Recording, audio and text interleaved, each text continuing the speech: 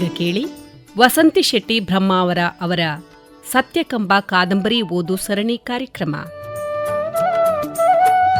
ಒಂದು ಬೆಳಗಿನಿಂದ ಸಂಜೆಯವರೆಗೂ ಪಟೇಲರ ಮನೆಯಲ್ಲೇ ಚಾಕರಿ. ತಾನೊಬ್ಬಳೇನು ಬಂತು. ಮನೆಯ ಹೆಂಗಸರು ಮತ್ತು ಗಂಡಸರು ಹೊಲ ಗದ್ದೆಗಳಲ್ಲಿ ಇಡೀ ಸುಡು ಬಿಸಿಲು ಮೈಗೆಳೆದುಕೊಂಡವರು. ಆದರೆ ಅಮ್ಮನಿಗೆ ಮಾತ್ರ ಮನೆಯೊಳಗಿನ ಕೆಲಸ. ಗುಡಿಸುವುದು, ಒರೆಸುವುದು, ಮುಸುರೆ ತಿಕ್ಕುವುದು. ಅಮ್ಮನ ಜೊತೆಗೆ ತಾನೂ ಕೂಡ. ಬಲು ದೊಡ್ಡ ಮನೆ. ಊರ ಪಟೇಲರದ್ದು ಅಂದರೆ ಕೇಳಬೇಕೆ. ಮಾಳಿಗೆಯ ಹಂಚಿನ ಮನೆ. ಮೇಲೆ ಚಾವಡಿ, ಕೆಳ ಚಾವಡಿ. ನಡುವೆ ಬೃಹದಾಕಾರದ ಕೊತ್ತನೆಯ ಹೊಳೆಯುವ ಮರದ ಕಂಬಗಳು. ಎದುರು ವಿಶಾಲ ಅಂಗಳ. ಚಾವಡಿಯಲ್ಲಿ ಕುಳಿತರೆ ಕಣ್ಣಿಗೆ ಕಾಣಿಸುವಷ್ಟು ದೂರದವರೆಗೂ ಹೊಲ ಗದ್ದೆಗಳು, ತೆಂಗು ಕಂಗಿನ ತೋಟಗಳು. ಕಷ್ಟದಲ್ಲಿ ನೊಂದವರಿಗೆ ಸಾಂತ್ವನ, ಸಹಾಯ, ಹಸಿದವರಿಗೆ ಊಟ. ನ್ಯಾಯಕ್ಕಾಗಿ ಬಂದವರಿಗೆ ಪಂಚಾಯಿತಿ ಪರಿಹಾರ ದೊರಕುತ್ತಿತ್ತು. ಮನೆಯ ಹಾಗೂ ಊರಿನ ಕಟ್ಟುಕಟ್ಟಲೆ ಸಂಪ್ರದಾಯ ನಡೆದುಕೊಂಡು ಬರುವಲ್ಲಿ ಪಟೇಲರದ್ದು ಮುಖ್ಯ ಪಾತ್ರ. ಅಮ್ಮ ಬರುವವರೆಗೆ ಕೆಲಸದ ಆಯಾಸದ ಅರಿವಾಗುತ್ತಿರಲಿಲ್ಲ. ಅಮ್ಮನಿಲ್ಲದ ಮೇಲೆ ಪಟೇಲರ ಹೆಂಡತಿಯ ಪ್ರತಿಯೊಂದು ಕೆಲಸಕ್ಕೂ ಅಡಿಯಾಳಾಗಿ ದುಡಿತ. ಆಗ ಸರಸರನೆ ಮಾಡಿದ ಕೆಲಸ ಈಗ ನಡೆಯಲಾಗುತ್ತಿಲ್ಲ. ಶಕ್ತಿ ಕುಂದಿದೆ. ಮನಸ್ಸಿನ ನೋವು ದೇಹಕ್ಕೆ ಬಲು ಬೇಗನೆ ಮುಪ್ಪು ತಂದೊಡ್ಡಿತು ಎನ್ನುವಾಗಲೇ ಕಣ್ಣಲ್ಲಿ ಒಸರಿದ ನೀರನ್ನ ಸೀರೆಯ ಸೆರಗಿಂದ ಒರೆಸಿಕೊಂಡಳು. ಮತ್ಯಾಕೆ ಪಟೇಲರ ಮನೆಗೆ ಹೋಗಬೇಕು? ಏನು ಸುಖ ಕಂಡಿದ್ಯಲ್ಲಿ ಎಂದು ಪ್ರಶ್ನಿಸಿದ ಮಗನಿಗೆ, ಉಪ್ಪು ಇಕ್ಕಿದವರನ್ನು ಮುಪ್ಪಿನ ತನಕ ನೆನೆ ಎಂಬ ಗಾದೆಯೇ ಇದೆಯಲ್ಲ. ಈಗ ನೋಡು, ಕೂದಲುಗಳಿಗೆ ಮುಪ್ಪು ಬಂದು ಬಿಳಿಯಾಗಿದೆ, ಹಲ್ಲುಗಳು ಕ್ಷೀಣಗೊಂಡಿದೆ, ನಡುವೆ ಕೆಲವೊಂದು ಉದುರುತ್ತಿದೆ. ಆದರೆ ಒಡಲೊಳಗಿನ ಪ್ರೀತಿ ಸತ್ತಿಲ್ಲ. ಪ್ರೀತಿಸುವ ಪ್ರವೃತ್ತಿ ಮನುಷ್ಯನ ಸ್ವಭಾವ. ಪ್ರೀತಿಸುವ ಭಾಷೆ ಮೃಗಗಳಿಗೂ ಗೊತ್ತು. ಹೃದಯದೊಳಗೆ ಪ್ರೀತಿ ಹುಟ್ಟಿದ ವ್ಯಕ್ತಿ ದಯಾಪರನಾಗಲು ಸಾಧ್ಯವೇ? ವಿವಾಹದಲ್ಲಿ ಪರ್ಯವಸಾನವಾಗದೇ ಇರಬಹುದು, ಆದರೆ ಪ್ರೀತಿ ಹುಟ್ಟಿದ್ದು ಸುಳ್ಳೆ. ಸ್ನೇಹದಿಂದ ಅನ್ಯೋನ್ಯರಾಗಿದ್ದದ್ದು ಸುಳ್ಳೆ. ಪ್ರೇಮವೇ ಸೃಷ್ಟಿಯ ಮೂಲ. ಪ್ರೇಮ ಪಟ್ಟಕ್ಕೇರಿಸುತ್ತದೆಂದು ತಿಳಿದದ್ದು ತಪ್ಪು. ಅದು ಶೂಲಕ್ಕೇರಿಸಿದ್ದಂತೂ ನಿಜ. ಯಾಕೋ ಮನಸ್ಸಿನೊಳಗೆ ವಿಚಾರವೆಲ್ಲ ಮಾತಾಗಿ ಹೊರಬರುತ್ತಿದೆ. ಯಾರು ಎದುರಿಗಿದ್ದಾರೆಂಬ ಅರಿವೂ ಇಲ್ಲದೆ. ರಾಜುವಿಗೆ ಈಗಂತೂ ಬೆರಗು. ಅಮ್ಮ ನಿಜವಾಗಿಯೂ ವಿಚಾರವಂತಳೆ. ಅದಲ್ಲದೆ ಪ್ರೀತಿ, ಪ್ರೇಮ, ಸುಳ್ಳು ಸತ್ಯಗಳ ಗೊಂದಲದಲ್ಲಿದ್ದಾಳಲ್ಲ. ಈಕೆಗೆ ಏನೋ ಬಹಳ ದೊಡ್ಡ ಘಾಸಿಯಾಗಿರಬೇಕು. ಮತ್ಯಾಕೆ ನೋವುಂಡಲ್ಲಿ ಆಕೆಯ ನಡೆಯ ಇಚ್ಛೆ. ಆಕೆಯ ಆಸೆ ಈಡೇರಿಸದಿದ್ದರೂ ಬದುಕಿರುವವರೆಗೂ ತನ್ನನ್ನು ವ್ಯಥೆ ಕಾಡದಿರೋದು. ಎಲ್ಲವೂ ಗೊಂದಲಮಯ. ತಾಯಿ ಹೇಳಿದರೆ ಕೇಳುವ ಸ್ಥಿತಿಯಲ್ಲಿ ಇರುವಂತೆ ಕಾಣುವುದಿಲ್ಲ. ಆದರೂ ಹೇಳದೇ ಇರಲೂ ಆಗುವುದಿಲ್ಲ. ಪ್ರಯತ್ನಿಸಿ ನೋಡಬೇಕಿದೆ ಎಂದೆನಿಸುತ್ತಾ, ಅಮ್ಮ, ಪಟೇಲರ ಮನೆಗೆ ಯಾಕೆ ಹೋಗಬೇಕು? ನಿಮಗೆ ಈ ವಯಸ್ಸಿನಲ್ಲಿ ಪ್ರಯಾಣ ಅಸಾಧ್ಯವೆಂದು ತಿಳಿಯದೆ? ಅದೂ ಅಲ್ಲದೆ ಪಟೇಲರ ಮನೆಯಲ್ಲಿ ಯಾರಿದ್ದಾರೆ? ಈಗಿನ ಪರಿಸ್ಥಿತಿ ಹೇಗಿದೆಯೋ, ನೀನಿರುವಾಗ ಇದ್ದವರೆಲ್ಲ ಈಗಿರಲು ಹೇಗೆ ಸಾಧ್ಯ? ನೀನು ಹಂಬಲಿಸುತ್ತಿರಬೇಕು ಅವರನ್ನೆಲ್ಲ ಕಣ್ತುಂಬಿಸಿಕೊಳ್ಳಬೇಕೆಂದು. ಅವರೇನು ಅಜರಾಮರರೇ? ಇಷ್ಟು ದಿನ ನಿಮ್ಮ ಮಾತನ್ನೇ ಕೇಳುತ್ತಾ ಬಂದಿದ್ದೆ. ನನ್ನಮ್ಮ ಒಬ್ಬಂಟಿ. ತನ್ನನ್ನು ಬಿಟ್ಟರೆ ಆಕೆಗೆ ಯಾರೂ ಇಲ್ಲ. ನೋಯಿಸಬಾರದೆಂದು ಅಂದದ್ದಕ್ಕೆಲ್ಲ ತಲೆ ಆಡಿಸುತ್ತಾ ಬಂದೆ. ಇನ್ನು ಈ ಇಳಿ ವಯಸ್ಸಿನಲ್ಲಾದರೂ ಮಗನ ಮಾತು ಕೇಳುವುದರಲ್ಲಿ ತಪ್ಪಿದೆಯೇನಮ್ಮ ಎನ್ನುತ್ತಾ ಕುಳಿತ ತಾಯಿಯ ತಲೆ ನೇವರಿಸತೊಡಗಿದ. ಮಗನ ಮುಖದಲ್ಲಿ ನೋವಿನ ಎಳೆಯನ್ನು ಕಂಡ ಬಾಮ್ನಿಬಾಯಿಯ ಕರುಳು ಚುರುಕ್ಕೆಂದಿತು. ಇಷ್ಟು ದಿನ ಬಚ್ಚಿಟ್ಟುಕೊಂಡ ಗುಟ್ಟನ್ನು ಕಾಪಾಡಿಕೊಳ್ಳುವುದೂ ಕಷ್ಟ.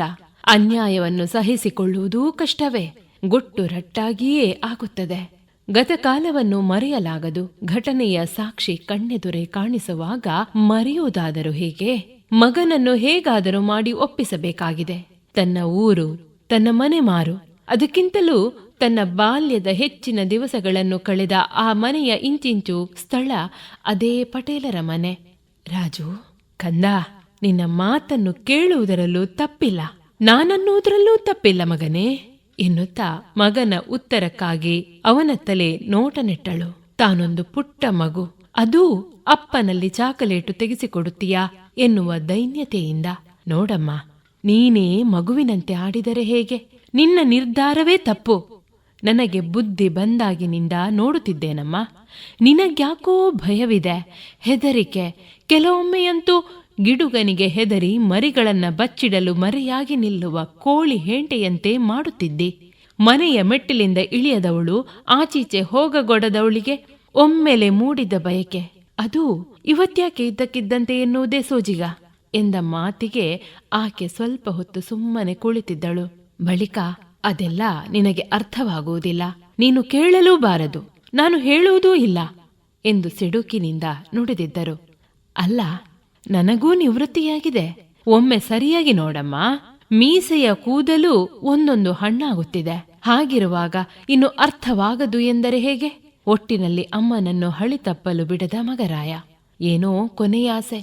ನನ್ನ ಯೌವನದ ನೋವು, ನಾಚಿಕೆ, ಅಸಹಾಯಕತೆ, ಅಪಮಾನಗಳಿಂದ ಬಿಸಿ ಮಾಡಿದ ಕ್ಷಣ ಮರೆಯಲಾದೀತೆ. ಆ ಸತ್ಯ ಕಂಬದಲ್ಲಿ ನಿಲ್ಲಿಸಿ ಮಾನಹಾನಿಗೈದ ಆ ಜಾಗವನ್ನು ಮತ್ತೊಮ್ಮೆ ನೋಡಬೇಕು. ಬದುಕನ್ನು ಪೂರೈಸಿದ್ದೇನೆ ಎನ್ನುವ ರುಜುವಾತಿಗಾಗಿ ವೀಕ್ಷಿಸಲೇಬೇಕು. ಬಂಗಾರವನ್ನ ಹೇರಿಕೊಂಡ ಪಟೇಲರ ಹೆಂಡತಿ ಧಿಮಾಕಿನ ಮಾತಿಗೆ ಉತ್ತರಿಸಬೇಕು. ಕಿವಿಗೆ ಮುತ್ತಿನ ಬುಗುಡಿ ಏರಿಸಿಕೊಂಡು ತುತ್ತಿನ ಕೂಳಿಗೂ ಗತಿಯಿಲ್ಲದ ತೊತ್ತೆ ಎಂದು ಅಂಗಳಕ್ಕೆ ಎಳೆದು ತಂದ ಆಕೆ ಎದುರು ನಿಲ್ಲಬೇಕೆಂದು ಹೊತ್ತ ಹಠ. ತಪ್ಪು ಮಾಡದವರಾರು? ನಡೆವಾಗ ಎಡುವುದು ಸಹಜ. ಚಪ್ಪಾಳಿಗೆ ಎರಡೂ ಕೈಯ ಅವಶ್ಯಕತೆ ಇದೆ ತಾನೇ. ಆದರೆ ತಪ್ಪಿಗೂ ವಿಂಗಡಣೆಗಳಿವೆ ಗೊತ್ತೇ. ಬಡವರ ತಪ್ಪು ಸಿರಿವಂತರ ತಪ್ಪು, ಇದ್ದವರ ತಪ್ಪು ಇಲ್ಲದವರ ತಪ್ಪು. ಹೀಗೆ ಸಿರಿವಂತರ ತಪ್ಪಿಗೆ ಪರಿಹಾರವಿದೆ. ಆದರೆ ಬಡವರ ತಪ್ಪು ದವಡೆಗೆ ಮೂಲ ಎನ್ನುತ್ತಾರಲ್ಲ, ಹಾಗೆಯೇ ಶಿಕ್ಷೆಗೆ ಒಳಪಡಲೇಬೇಕಾಗುತ್ತದೆ ಅಷ್ಟೇ. ಕುತೂಹಲದ ಕಣ್ಣಿಂದ ಕಂಡ ಅದೆಷ್ಟು ಜೋಡಿ ಕಂಗಳು ಈ ದಿನಕ್ಕೆ ಸಾಕ್ಷಿಯಾದವೆ. ಅದು ಹೊರಬಾಗಿಲ ಎಂಜಿಲು ತಿನ್ನುವ ನಾಯಿಗಳು ಮನೆಯೊಳಗೆ ತಿರುಗುವ ಬೆಕ್ಕಿನ ಮೇಲಿನ ದ್ವೇಷದಂತೆ. ಒಳಗೆ ಆರಾಮದಲ್ಲಿ ತಿರುಗುವ ಬಗ್ಗೆ ಹೊರಗೆ ಕಾವಲು ಕಾಯುವವುಗಳಿಗೆ ಒಳಗೊಳಗೆ ತುಂಬಿಕೊಂಡ ಮತ್ಸರ. ಒಮ್ಮೆ ಹೊರಬಂದು ಬಿಡಲಿ ಎಂದು ಕಾಯುತ್ತಿರುವವುಗಳು ಅವಕಾಶ ಸಿಕ್ಕಾಗ ಕೊಂದೇ ಬಿಡುವಂತೆ ಅಟ್ಟಿಸಿಕೊಂಡು ಹೋಗುತ್ತವಲ್ಲ. ಹಾಗಾಗಿತ್ತು ಸಂದರ್ಭ. ಸತ್ಯ ಕಂಬದ ಎದುರು ಸೇರಿದವರ ಒಂದೊಂದು ಬಗೆಯ ಮಾತು, ಕುಹಕದ ನಂಜಿ ಸಹಿಸುವುದಷ್ಟು ಸುಲಭವಲ್ಲ. ಮನಸ್ಸಿಗಾದ ಗಾಯ, ಹೇಳುವಾಗ ಒಂದೇ ಕಡೆ ನೆಟ್ಟ ನೋಟ, ಕಣ್ಣಲ್ಲಿ ಹೆಡೆಯಾಡುವ ಆಕ್ರೋಶ. ರಾಜುವಿಗೆ ಅಚ್ಚರಿ. ಎದೆಯೊಳಗೆ ಇಷ್ಟೊಂದು ಹೆಪ್ಪುಗಟ್ಟಿದ ನೋವನ್ನು ನುಂಗಿಕೊಂಡು ಬದುಕಿದವಳೇ ನನ್ನಬ್ಬೆ ಎಂದು ಪರಿತಪಿಸಿದ. ಒಂದು ರೀತಿ ಆಘಾತ. ಇದುವರೆಗೆ ಯಾರಲ್ಲೂ ತೆರೆದಿಡದ ಒಬ್ಬಂಟಿಯಾಗಿ ನುಂಗಿಕೊಂಡ ಬಗ್ಗೆ ವೇದನೆ. ಹೇಗೆ ಎದೆಗೂಡಲ್ಲಿ ಬಚ್ಚಿಕೊಂಡು ಬದುಕಿದಳೀಕೆ? ತನ್ನಲ್ಲಾದರೂ ಹೇಳಿಕೊಳ್ಳಬಾರದಿತ್ತೆ? ಮನಸ್ಸು ಹಗುರಾಗುತ್ತಿರಲಿಲ್ಲವೇ? ನನ್ನಲ್ಲಿ ಹೇಳಿಕೊಂಡಿದ್ದೆ, ಆದರೆ ಮಗನೆದುರು ಕೀಳರಿಮೆ ಹೊಂದುತ್ತೇನೆ ಅಂದುಕೊಂಡಳೋ ಹೇಗೆ? ಒಮ್ಮೆಯೂ ಕಣ್ಣೀರು ಗರೆದದ್ದು ಕಂಡಿಲ್ಲ. ಹೃದಯದಲ್ಲಿ ತುಂಬಿಕೊಂಡ ನೋವನ್ನು ಹೊರಗೆಡಹಲು ಗಟ್ಟಿಯಾಗಿ ಅಳಬಾರದಿತ್ತೆ? ನನ್ನ ಅರಿವಿಗೆ ಬರಬಹುದೆಂಬ ಅಂಜಿಕೆ ಇದ್ದಿರಬಹುದೇನು? ಈ ನೋವಿಗೆ ಪರಿಹಾರ ದೊರಕಬೇಕಾದರೆ ಆಕೆ ತಿರುಗಿ ನಿಲ್ಲಲೇಬೇಕು. ಹೃದಯಕ್ಕಾದ ನೋವಿನ ಗಾಯದ ಕಲೆ ಯಾರಿಂದಲೂ ಅಳಿಸಲಾಗದು. ಏನಮ್ಮ, ನನ್ನೊಂದಿಗೆ ಹಂಚಿಕೊಂಡಿದ್ದರೆ ಮನಸ್ಸಾದರೂ ಹಗುರವಾಗುತ್ತಿರಲಿಲ್ಲವೇ ಎಂದು ಬಗ್ಗಿದ ಗಲ್ಲವನ್ನು ಮೇಲೆತ್ತಿ ಕಣ್ಣಲ್ಲಿ ಕಣ್ಣಿಟ್ಟು ಕೇಳಿದ ಮಗನಿಗೆ ಆಗ ಆ ಪರಿಸ್ಥಿತಿಯಲ್ಲಿ ಹೇಳಲು ನೀನೆಲ್ಲಿದ್ದಿ ಮಗು? ವರುಷ ಕಳೆದಂತೆ ಮತ್ತೆ ನನ್ನ ಸರ್ವಸ್ವವೇ ನೀನಾಗಿದ್ದೆ. ನಿನ್ನನ್ನು ನೋಯಿಸಿ ನಾನ್ಯಾವ ಪಾಪಕೂಪಕ್ಕೆ ಹೋಗಬೇಕು ಹೇಳು ಎಂದು ಮಗನ ಅಂಗೈಯನ್ನು ತನ್ನ ಕೈಯೊಳಗೆ ಭದ್ರವಾಗಿ ಹಿಡಿದಳು. ಏನಮ್ಮ ಒಗಟು? ನನ್ನ ಹುಟ್ಟಿನಂತೆ ನಿನ್ನ ಮಾತು ಒಗಟಾಗಿದೆಯಲ್ಲ. ನಿನ್ನವರೆಂಬವರು ಎಲ್ಲರೂ ಇದ್ದರು, ಆದರೆ ಯಾರೂ ಇಲ್ಲದವರಂತೆ ಒಬ್ಬಂಟಿಯಾಗಿ ಬದುಕ ಸವೆಸಿದಿ. ಅದೆಷ್ಟು ಬಾರಿ ಕೇಳಿದರೂ ಉತ್ತರವೇ ಇಲ್ಲದಂತೆ ಮೌನಿಯಾಗಿದ್ದೆ. ಇಷ್ಟು ವರುಷಗಳ ಬಳಿಕ ನಿನ್ನವರು, ನಿನ್ನ ಕುಟುಂಬ, ಎಲ್ಲರ ಸರ್ವಸ್ವವೂ ನಿನ್ನ ಪಾಲಿಗಿದೆ. ಮತ್ಯಾಕೆ ದುಃಖ? ಒಬ್ಬಂಟಿತನದಲ್ಲಿ ಕುಗ್ಗಿ ಹೋಗಿದ್ದಿ. ಎಲ್ಲರೊಡನೆ ಬೆರೆಯಲು ಭಯ ಆವರಿಸಿಕೊಂಡದ್ದರಿಂದ ಹೀಗಾಗಿರುವೆ. ಒಳ್ಳೆಯದರ ಜೊತೆ ಕೆಟ್ಟದ್ದೂ ಇದೆ, ಕೆಟ್ಟದರ ಜೊತೆ ಒಳ್ಳೆಯದೂ ಇರುತ್ತದೆ. ಎಲ್ಲರಿಗೂ ಇದರ ಅನುಭವ ಆಗೇ ಆಗುತ್ತದೆ. ನಿನ್ನೊಬ್ಬಳ ಬದುಕಿನೊಳಗಿನ ಪ್ರವೇಶವಲ್ಲ, ಅದರಿಂದ ನುಸುಳಿ ಪಾರಾಗುವುದನ್ನು ಕಲಿತುಕೊಳ್ಳಬಾರದಿತ್ತೆ ಎಂದರೆ ಬಾಮ್ನಿ ಬಾಯಿಯಲ್ಲಿ ಉತ್ತರವಿಲ್ಲ. ಆತನಿಗೆ ಹೇಳುವುದಾದರೂ ಹೇಗೆ? ಯಾವ ಬಾಯಲ್ಲಿ ಹೇಳಲಿ ಎನ್ನುವ ವ್ಯಥೆಯೇ ಬೃಹದಾಕಾರದಲ್ಲಿ ಇದುವರೆಗೆ ಕಾಡಿದ್ದು. ಆಗಿನ ಕಾಲ ಈಗಿನಂತಿರಲಿಲ್ಲ. ಸೂರ್ಯ ಚಂದಿರರ ಹುಟ್ಟು ಹಾಗೂ ಮುಳುಗುವಿಕೆಯಲ್ಲಿ ಯಾವ ಬದಲಾವಣೆಯೂ ಇಲ್ಲ. ಅದೂ ಒಂದೇ ವೇಗದಲ್ಲಿ ನಡೆಯುತ್ತಿರುತ್ತದೆ.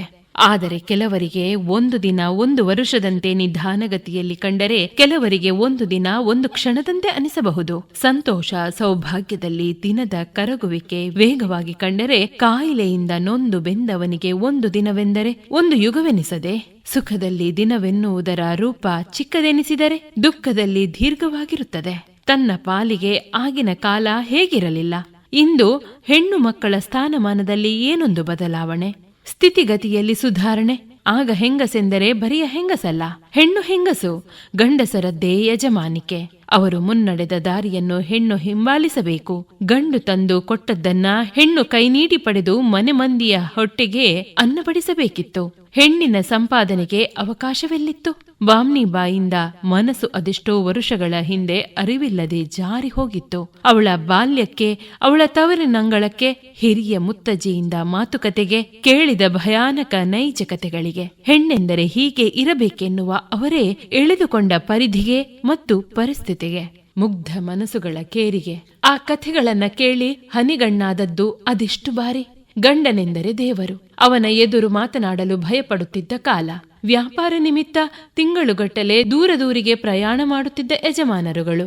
ಗೋವಿನಂತಹ ಮಡದಿಯರ ಮೇಲೆಯೂ ಮುಂಜಾಗ್ರತೆಯ ಪ್ರಯೋಗ ಮಾಡುತ್ತಿದ್ದವರೂ ಇದ್ದರು. ತನ್ನಮ್ಮ ಯಾವತ್ತೂ ಒಡಲ ಬೇನೆ ಬೇಗೆಗಳನ್ನ ಹತೋಟಿಗೆ ತರಬೇಕಾದಲ್ಲಿ ಹಾತೊರೆಯುತ್ತಿದ್ದದ್ದು ಸಂಕದ ಬದಿಯಿರುವ ಮನೆಯ ಗೌರಮ್ಮನ ಭೇಟಿಗೆ. ಅನುಕೂಲಸ್ಥರು ಅವರು. ಗೌರಮ್ಮನ ಮನಸ್ಸೋ ತೆರೆದ ಬಾಗಿಲು. ದಾನ ಧರ್ಮಕ್ಕೆ ಕೈ ಇದ್ದದ್ರಲ್ಲಿ ಹಂಚಿ ತಿನ್ನುವ ಮನೋಭಾವದಾಕೆ. ಹಾಗಾಗಿ ಊರಿಗೆ ಊರೇ ಕೊಂಡಾಡುವ ವ್ಯಕ್ತಿತ್ವದಾಕೆ. ತಾಯಿಯನ್ನು ಬಹಳ ಬೇಗನೆ ಕಳೆದುಕೊಂಡವಳೆಂದು ಹಿರಿತಲೆಗಳು ಒಂದು ಬೊಗಸೆ ಪ್ರೀತಿ ಜಾಸ್ತಿಯೇ ಹಂಚುತ್ತಿದ್ದುದು. ತನ್ನ ತಾಯಿಗೂ ಎಲ್ಲಿದ್ದೆ ಪುರುಸೊತ್ತು. ಪಟೇಲರ ಮನೆಯಲ್ಲಿ ಗಾಣದೆತ್ತಿನ ದುಡಿತ, ಮತ್ತೆ ಮನೆಗೆ ಬಂದರೆ ಅಲ್ಲಿಯೂ ಕೆಲಸ. ಇದೆಲ್ಲದಕ್ಕೂ ಅಪರೂಪಕ್ಕೊಮ್ಮೆ ಬಿಡು ಮಾಡಿಕೊಂಡು ಮಕ್ಕಳ ಕಣ್ತಪ್ಪಿಸಿ ಗೌರಮ್ಮನ ಬಳಿ ಹೋಗುತ್ತಿದ್ದರು. ಆ ಗಳಿಗೆಗಾಗಿ ಕಾಯುತ್ತಿದ್ದ ತಾನು ಆಕೆಯ ಬಾಲದಂತೆ ಹಿಂಬಾಲಿಸದೆ ಬಿಡುತ್ತಿರಲಿಲ್ಲ.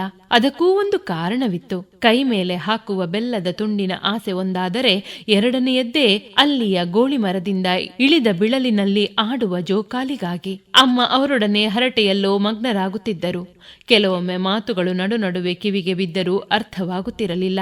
ಅಲ್ಲದೆ ಆಡುವ ಬರದಲ್ಲಿ ಕೇಳಿಸಿಕೊಳ್ಳುವ ಮನಸ್ಸು ಆಗುತ್ತಿರಲಿಲ್ಲ.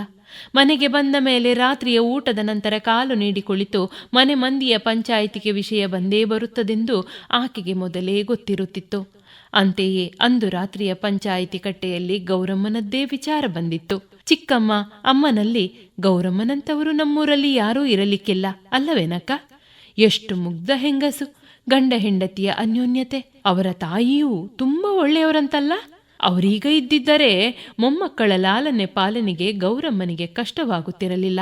ಪಾಪ ಹೋಗಿಬಿಟ್ಟರು ಎಂದು ಮಾತು ಬೀಳುವುದಕ್ಕೆ ಮುಂಚೆಯೇ ತನ್ನಬ್ಬೆ ನಡುವೆ ಬಾಯಿ ಹಾಕಿ, ಹೋದದ್ದೇ ಅವರನ್ನು ಸಾಯುವಂತೆ ಮಾಡಿದ್ದೆ ಅಂದಾಗ ಅಲ್ಲೇ ಕುಳಿತ ಬಾಮ್ನಿಬಾಯಿಯ ಕಿವಿ ನೆಟ್ಟಗಾಗಿತ್ತು. ಹೌದು, ಗೌರಮ್ಮನ ಅಮ್ಮನು ಇವರಂತೆಯೇ ಮೂಕ ಪ್ರಾಣಿ.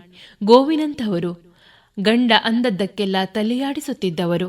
ಅಂತಹ ಹೆಂಡತಿಗೆ ಜಮದಗ್ನಿಯಂತಹ ಗಂಡ ಶಿಕ್ಷೆ ಕೊಟ್ಟದ್ದೇ. ಯಾರೂ ಏನೂ ಎದುರು ಮಾತನಾಡುವಂತಿರಲಿಲ್ಲ. ಯಜಮಾನಿಕೆಯ ದರ್ಪ, ಹಣದ ಮದ, ವ್ಯಾಪಾರಕ್ಕಾಗಿ ದೂರಿನ ಪ್ರಯಾಣ ತಿಂಗಳುಗಟ್ಟಲೆ. ಹೋದರೆ ಹೋಗಲಿ, ಸುಮ್ಮನೆ ಹೋಗುತ್ತಿದ್ದರೆ ಇಲ್ಲ. ಹೆಂಡತಿಯ ಗುಪ್ತಾಂಗವನ್ನೇ ಹೊಲಿದು ಹೋಗುತ್ತಿದ್ದ ನೀಚನವ. ಎಲ್ಲಿತ್ತು ನಂಬಿಕೆ? ಆ ಪದಕ್ಕೆ ಅರ್ಥವೇ ಇರಲಿಲ್ಲ. ಅವರಿಗೋ ಊರು ಮೇಯುವ ಸ್ವಾತಂತ್ರ್ಯ. ಹೆಂಡತಿ ಗರತಿ ಗಂಗವ್ವನ ಸ್ಥಾನ. ಉರಿ ಸೆಳೆತ ನೋವು ನುಂಗಿಕೊಂಡು ಕೀವು ತುಂಬಿ ಜ್ವರವೇರಿ ನರಳಿ ಸತ್ತೇ ಹೋದರೆ ಆ ಸ್ಥಾನಕ್ಕೆ ಮತ್ತೊಬ್ಬಳು. ಎಲ್ಲಿತ್ತು ಹೆಣ್ಣು ಸಂತಾನಕ್ಕೆ ಬರ? ಯಾವ ರೀತಿಯಲ್ಲಾದರೂ ಯಾವ ನೋವಲ್ಲಾದರೂ ಗಂಡಿನೊಂದಿಗೆ ಬಾಳುವುದೇ ಹೆಣ್ಣಿನ ಧರ್ಮವಂತೆ. ಮನೆ ಮಂದಿಯ ಮಾತು ಆವಾಗ ಕೇಳಿಸಿಕೊಂಡರೂ ಸರಿಯಾಗಿ ಅರ್ಥವೂ ಆಗಿರಲಿಲ್ಲ ಬಾಮ್ನಿಬಾಯಿಗೆ. ಅರ್ಥವಾಗುವ ಪ್ರಾಯವೂ ಅದಾಗಿರಲಿಲ್ಲ. ಆದರೆ ನೆನಪಾದಾಗಲೆಲ್ಲ ಅದರ ಒಳಮರ್ಮ ತೆರೆದುಕೊಳ್ಳಲು ಆರಂಭಿಸಿತ್ತು. ಗಂಡನೇ ದೇವರು, ನಡತೆಯೇ ಎಲ್ಲ ಸಂಪತ್ತಿಗಿಂತ ಶ್ರೇಷ್ಠ. ಹೆಣ್ಣಿನ ಪ್ರತಿಬಿಂಬದ ಕನ್ನಡಿ ನಡತೆ. ಬಂಗಾರಕ್ಕಿಂತಲೂ ಮಿಗಿಲಾದ ಆಭರಣವೇ ನಡತೆ.